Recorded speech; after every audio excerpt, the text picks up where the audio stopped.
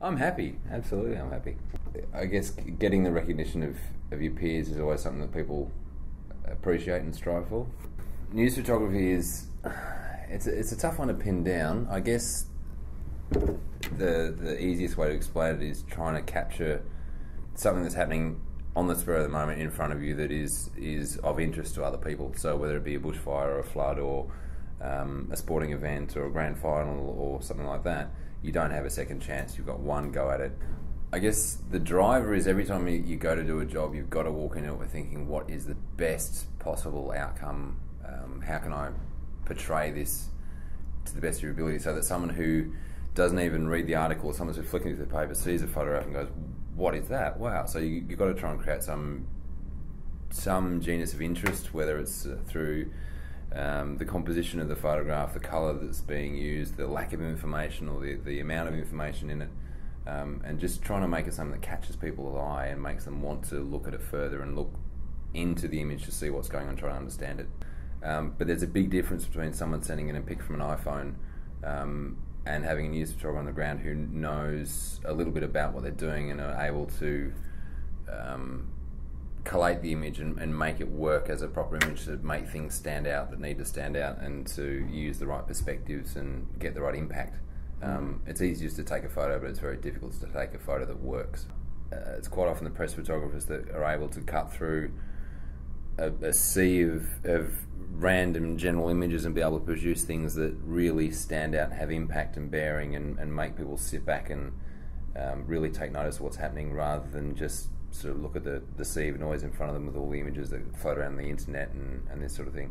It was almost getting dark outside and we had a phone call that a young man had been assaulted up at the plaza in Wodonga. So we, of course, went straight up there to see what was going on. Went to the car park and found this young man still sitting a little bit dazed on the sidewalk with a couple of mates giving him a bit of comfort, I guess. And we quickly asked him what had happened, and he gave us this version of events. The thing I particularly like about this shot is actually the colour. Although it's a very graphic and quite confrontational image with the blood all over this young man's face, it's sort of softened by the colour of the sunset behind, and then just the normality and tranquility of just a normal car park with nothing going on. All of a sudden there's this guy standing in front of me with blood all over his face. So it's a quite a strong photo. What would be a very normal scene is all of a sudden a very extraordinary scene with a combination of subject matter and colour. Wayne Sheppis, I remember this man. He spent about 400 hours getting his body tattooed, which I find quite amazing. We took him into the studio for this to get the most impact out of it.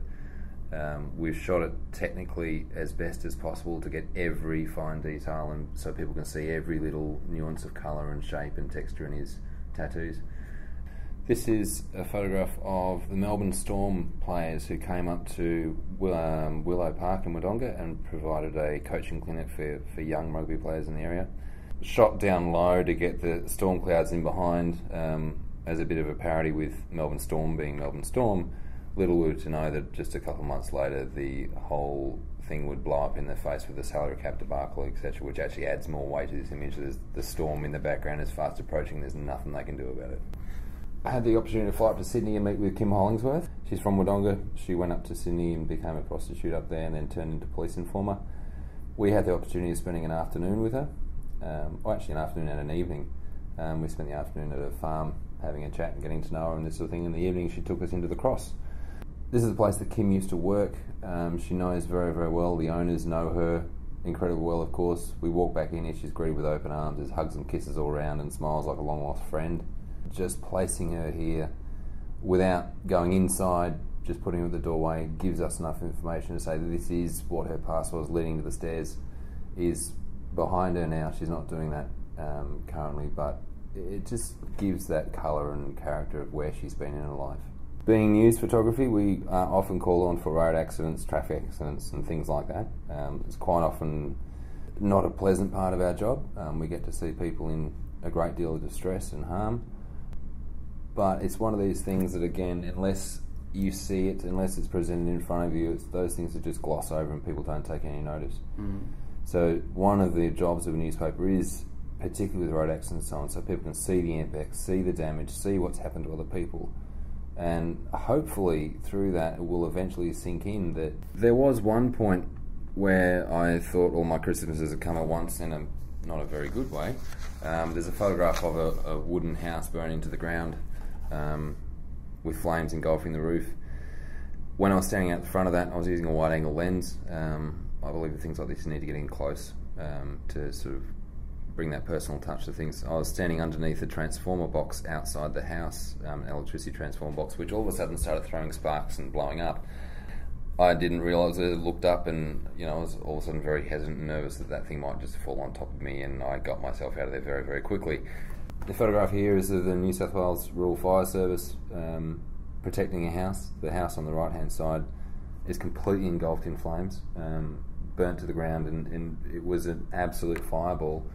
And I came around the corner and these 4 guys were standing there with 2 hoses hosing down the side of this house, and I thought, you are crazy. There is no way that you're going to do anything here. But those 4 firemen saved that house under amazing odds. I still don't really understand how they did it. They just know what they're doing. They have, in a fire zone like this, you are always second guessing where you are, what's going on, where the wind's going, where the flames are, what potential combustible materials around you, and you always got the eyes in the back of your head making sure that you're not going to get caught out.